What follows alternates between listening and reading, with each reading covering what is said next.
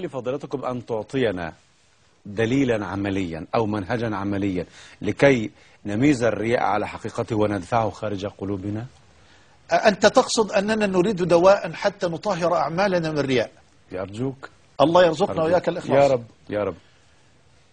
أعظم عمل ودواء لعلاج الرياء الإخفاء. الإخفاء؟ نعم. إخفاء ماذا؟ إخفاء العمل. إن جوز الشرع إخفاءه، فهناك من الأعمال ما لا يجوز شرعا أن تخفيها كالصلاة. نعم صحيح. كالحج. سأقول نعم بالضبط. لا تستطيع. نعم.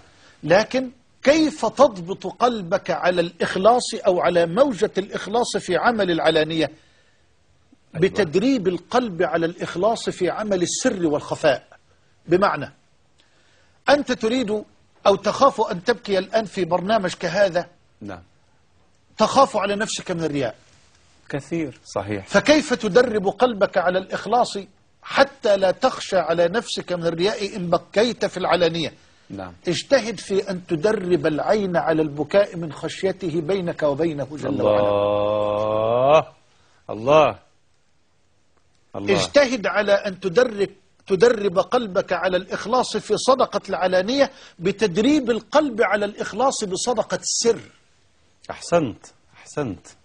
وهكذا. جيد جيد. يبقى أعظم جرعة دواء للرياء الإخفاء. فيما جوز الشرع إخفاءه من العمل وفيما لا يجوز أن تخفيه، فدرب قلبك على الإخلاص فيه في السر ليصبح قلبك مخلصا في هذا العمل إن أداه علانية. نعم.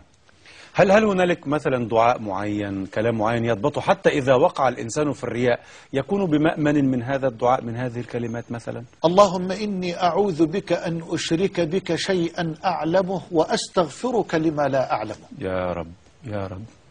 علم النبي صلى الله عليه وسلم هذا الدعاء لأبي بكر الصديق، صديق الأمة، الذي علم الدنيا الإخلاص. كل مرة اللهم إني أعوذ بك أن أشرك بك شيئا أعلمه وأستغفرك لما لا أعلمه. يا رب. من أعظم الجرعات أيضا التي أذكر بها نفسي وإخواني وأخواتي النظر في عواقب الرياء في الدنيا والآخرة. وأنا ذكرنا أيضا، أنا بجوارك ذكرنا. الله يجعلنا وياك من الصادقين. النظر في عواقب الرياء في الدنيا والآخرة بمعنى نعم. إيه؟ بمعنى من حرص، من أرضى الناس بسخط الله سخط الله عليه وأسخط عليه الناس. من أرضى الناس بسخط الله سخط الله عليه، سخط الله عليه وأسخط عليه الناس. ومن أرضى الله بسخط الناس رضي الله عنه وأرضى عنه الناس.